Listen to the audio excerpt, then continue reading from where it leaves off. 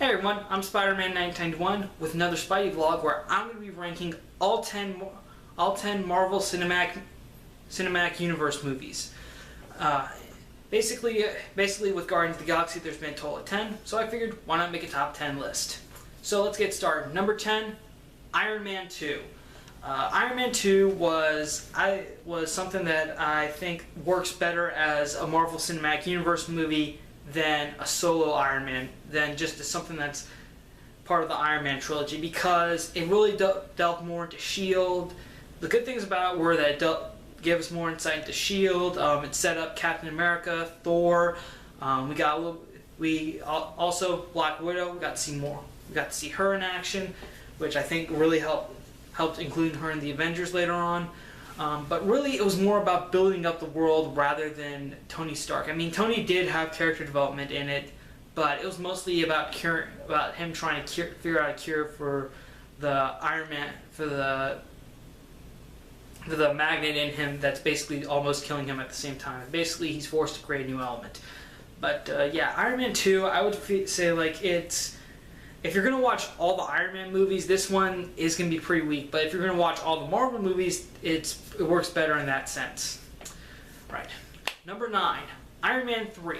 This was the first movie we got after the Avengers. I thought it was pretty good because it showed Tony Stark still, even though he acted fine, he still pretty much has a lot of post-traumatic stress. He's been busy since the Avengers. He's created a lot of new suits. Also, we finally got introduced to the Extremis, which is a really big part of Iron Man comics now, and the nano chip controlled armor, which Tony was able to control himself without any of the machines, was also something I liked. And again, we kind of had a lot of care. And again, Tony, the real decision came at the end of the movie when he decided to take the reactor out of his chest and finally get the surgery to heal him. So technically he doesn't have to be Iron Man. Doesn't have to be Iron Man anymore. But if the world does need him, he'll be ready for it. Obviously, the only thing that I did like about Iron Man 3, and I remember this from my review, was the whole Mandarin thing. Okay, I remember in the trailers when I saw Ben Kingsley as the Mandarin, I heard him talk. I was like, man, they did a good job with this. I cannot wait to see this dude as the Mandarin. Then the actual movie came, and it turns out Kingsley was a ruse, and the whole Mandarin thing was just a cover-up for the real bad guy, Guy Pearce, played by Guy Pearce, who was really kind of a douche than a really badass terrorist. So yeah, it was kind of like basically the Indiana Jones. It was basically like the crystals. So yeah, the whole Mandarin twist reminded me more of the whole aliens and Crystal Skull. Just I wish we could have gotten rid of that, but other than that, the movie was very nice. All right, next up, number 8, Thor: The Dark World. Okay, Thor getting a sequel is pretty cool. We got to see Thor has been busy since the Avengers as well. He's been going to all the other realms, other 9 realms, making sure that everything's safe. He does get to meet up with Jane Foster again, which is something that everyone who at the end of Thor was really hoping to see again. The only weird thing about Thor: The Dark World was Loki wasn't the actual villain in this movie, yet I feel like he got more attention than the actual villain Malekith, the leader of the Dark Elves. So yeah, we got to see more of Thor. We got to see more of Jane Foster, Loki, but not really enough. But I feel like the villain was definitely covered up, or not given enough screen time and stuff, which is very unfortunate. But also we got a really cool ending. But also the ending was pretty cool, where Thor did have a chance to take over as the leader of Asgard, but instead he kind of chose not to be tied down to the throne, and instead go where he's needed. And instead of being a good king, he'd rather be a good man. And of course, 5 minutes after a few seconds after he leaves, it's revealed that Loki was actually Odin at the end. So what happened to Odin? Who knows? Are we gonna get a third Thor movie? Well, there hasn't been anything announced, so So let's be hopeful. Let's all be hopeful that there could be a third Thor movie where we could actually see what happened to Odin and maybe what's going to happen to Loki after that. Okay, number 7, The Incredible Hulk. This was basically a reboot for the Hulk franchise after the whole Ang Lee Hulk. Basically, this one was a lot, rather than pretty much summed up the Hulk's origin in the opening credits, since a lot of people know what it is, which I think is good, because nowadays I hear that most studios aren't going to be doing any origin stories anymore, which I guess helps if the character's well known. So that was really cool. And then it's pretty much what everyone's familiar, the idea of the Hulk that everyone's familiar with. Basically, Bruce Banner is on the run. He's trying to find a cure, but he's also has to deal with the government, the military led by General Ross, who want to bring him in and use the Hulk for a weapon. And it was a very good movie. Edward Norton was a great Bruce Banner. It's very unfortunate that he didn't get to be in the Avengers, but Mark Ruffalo did a good job too. But Incredible Hulk, very nice. It had a lot more. I think it had a lot more comic book references than the last Hulk movie. So I think that was something that really comic book fans were really excited about. And it wasn't. And this was probably Hulk's only solo movie in the Marvel Cinematic Universe. So, and we might have a Hulk sequel. I heard that we might have a Hulk sequel solo film after Avengers 2. So let's hope that if they can follow the same type of formula that they used in Incredible Hulk, that can be good just as well. Okay, number 6, Thor. Before the announcement of the Thor movie, I really hadn't been that much of a Thor fan. I mean, I hardly read any Thor comics at all. So, hearing the movie come out did spark my interest in it. And I think I waited until after I saw the movie until I finally read some Thor comics because... Well, as to me, Thor was just... I don't know how to describe it. It just felt like he was too out there. Like I know we have aliens in the Avengers. I know we have overpowered beings in the Avengers, but just Thor was never... Because I always thought Thor was like the least relatable Avenger because he was from Asgard. He was, well, nearly immortal, and he was very powerful. But the Thor movie... The first Thor movie really opened my eyes. It really changed him because at the beginning we pretty much get the idea of Thor that he's arrogant. He pretty much just looks for battle all the time until finally Odin banishes him to Earth, where pretty much he's forced. Where in order to reclaim his power, he has to prove that he's worthy. And along the way, he finds love in Jane Foster. He starts to learn some humility, and when the time comes, and when he faces off against the Destroyer, which is controlled by Loki, he decides to offer himself up in order to save everyone around him. And that act proves to himself and to the Hammer that he's worthy of this power, and thus he's able to recall his hammer back and get his powers back. So yeah, that's why... So yeah, Thor wasn't really... So I would say that Thor is definitely a character I wasn't really interested in until I actually saw the movie. Alright, number 5, Captain America, the First Avenger. I really liked it. I really did like how they created the World War II...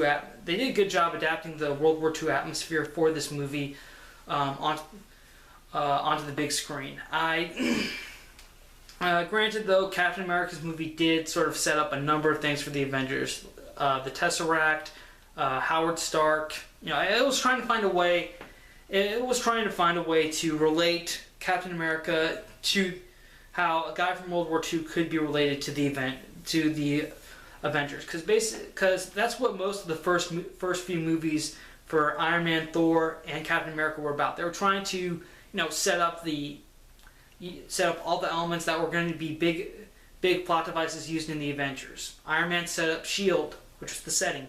Thor set up Loki, the antagonist, and Captain America pretty much introduced the Tesseract, or as I first called it, the Cosmic Cube when I saw it. And basically the Tesseract is pretty much the objective of the Avengers that everyone wanted, because S.H.I.E.L.D. wanted to use it to control free energy, or later to use weapons in case of other invaders. Loki wanted to use it to take over Earth, and all that stuff. But okay, back on point. Captain America: The First Avenger, I thought was great. It really showed. It was really a good way. Obviously, if they were going to introduce Captain America, they'd have to go. The only way they could do that was with World War II, and I think that was a good idea. They definitely did a good job being a little accurate about the World War II environment. Other than the whole Hydra having laser guns and stuff. I mean, outside of that, it was very good, and I liked Captain America: The First Avenger a lot. But there's one other solo movie. There are a couple of other solo movies that I do like more than it, such as number 4, Iron Man.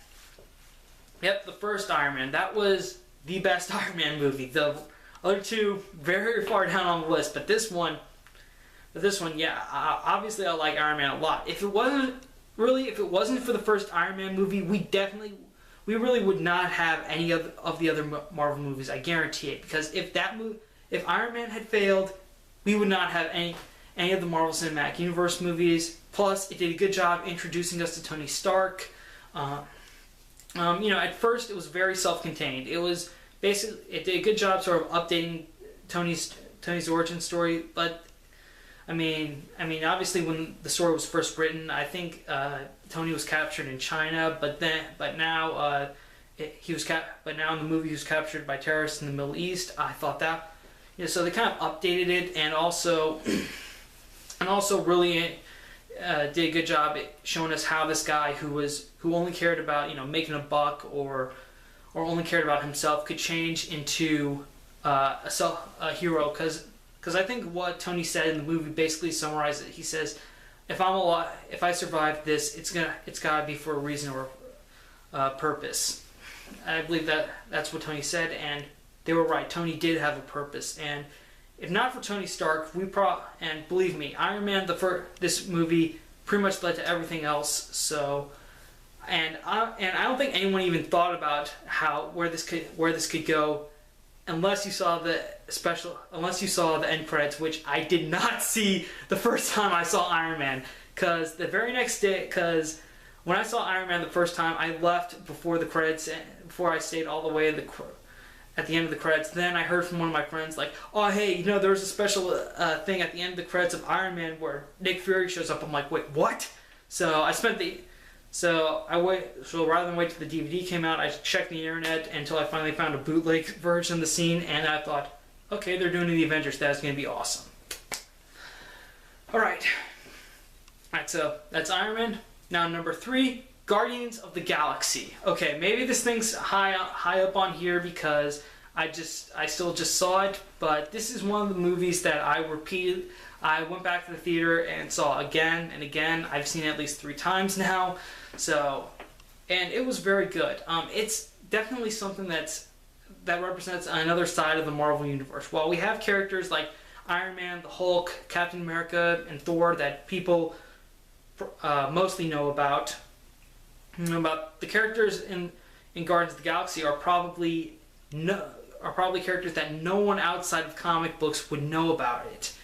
So it's very good. So it's very good that Marvel kind of had the idea to use some other characters that weren't exactly well known outside the comic book community. So and they did a good job with it. They pretty much took the Guardians and sort of made a movie that's sort of part Star Wars, part Serenity, and it was awesome. It really was, especially the soundtrack and everything. I mean, I have my full review of Guardians of the Galaxy, and they made the characters definitely relatable because there are a lot. Because I'm pretty sure everyone has a favorite Guardian because of this movie. Me, I like Star-Lord. He is funny, wisecracking. Doesn't really seem to take himself seriously, but when he needs to be serious, he will definitely follow through. He's definitely the guy you want having your back. Alright, now that brings me to number 2, Captain America: The Winter Soldier. People have said this has been the best solo Marvel movie since Iron Man, and I agree. It's definitely good. It's definitely good because for Captain America, the unique thing about him is that he's a man out of time. He pretty much was frozen in a block of ice towards the closing days of World War II. Then he was woken up in the 21st century, but we really didn't get to explore how he feels during the Avengers, because obviously he was super busy fighting Loki and the Chitauri army. And so now this movie really did sort of explore that theme of Steve Rogers' character. I mean, we see that he's taken on a lot of SHIELD missions covertly, obviously, and whenever he gets back, and during most of his downtime, he's at the Smithsonian, visiting the exhibit about Captain America and the Howling Commandos, and he's also visiting Peggy Carter, who's still alive, but she's really old, and from what the scene implies, she does have, I believe she has Alzheimer's. So, and of course, obviously, Cap is sort of forced to confront his past when Bucky reappears as the Winter Soldier. And it shows how strong Captain America is, because even though it looks like his former best friend is being controlled by Hydra and he can't get through to him, Cap still is not willing to give up on his friend, because even while the helicarrier was going down and he could have saved himself, he stayed to try to talk to Bucky. He said, "You and me to the end of the line." So that is just to me that was one of the best moments of that movie. Also, this movie had a lot of this movie actually made Agents of S.H.I.E.L.D. better, because Winter Soldier gives the big revelation that Hydra has been building up in S.H.I.E.L.D. ever since the Red Skull's defeat, and at the end of the movie, S.H.I.E.L.D's pretty much destroyed, and most of the fallout of this was sort of filled in during the last few episodes of Agents of S.H.I.E.L.D. So it actually made Agents of S.H.I.E.L.D., and I think that's where Agents of S.H.I.E.L.D. got better. So Captain America the Winter Soldier, even though it was a solo movie, it definitely impacted the Marvel Universe. And this brings me to my number one pick, The Avengers. The Avengers. It's still my favorite Marvel movie because it has everyone in it. It has Hulk, Thor, Captain America, Iron Man, Black Widow, Hawkeye. I was really worried about this movie because, to me, having a superhero movie, a team-up movie, is a really big gamble. It was a big gamble because, all these heroes were good by themselves, but having them together, it answers the question, like, is one character going to have more screen time than the other? But I didn't feel that at all. I just went in, I saw it, and it was very good. It was a good movie. It was fun. It was funny at times. It was very sad, particularly when Coulson died. But then later he came back to life. We found out he wasn't really dead. So yeah, he did that. Also, for the Marvel Cinematic Universe, this is pretty much where pretty much everyone, the general public, was finally introduced to the superheroes in a way. And after that, we got people in the actual universe were having mixed reactions. Like, some people were praising the Avengers, others were questioning whether or not are they actually doing any good sort of things like that. But basically, it was pretty much everything that was built up with that end credit scene in Iron Man that finally came to fruition. And ultimately, it proved that you can have more than one hero in a movie. And that was really something that's great. That was great. It was built up. It lived up to all the hype, I think, and that's why I think Avengers is definitely my favorite Marvel Cinematic Universe movie. Okay, so that's it for my top 10 Marvel Universe movies. How would you rank the movies? Comment below what you think your top 10 are. I'm probably gonna try to do more vlogs like this, make them more weekly in the near future. So if you guys want me to have a topic for a future vlog you want me to cover, comment below with that. Thank you again for watching. I'm Spider-Man 1991 saying see you later.